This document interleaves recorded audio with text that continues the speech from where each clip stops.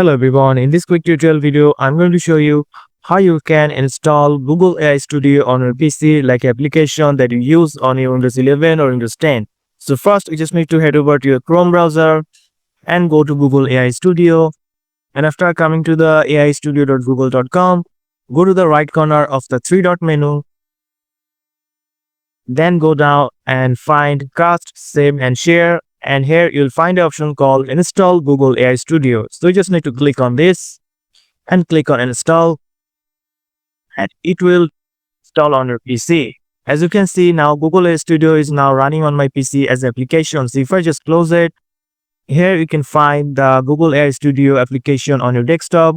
Just need to double click to open this. And now you can use Google AI Studio as application on your PC. You don't have to go to the Chrome browser and search for it, and every time you have to open the Chrome browser to use it. So that's it guys, this is the video that I want to show you. If you found this video helpful, please subscribe and thank you for watching.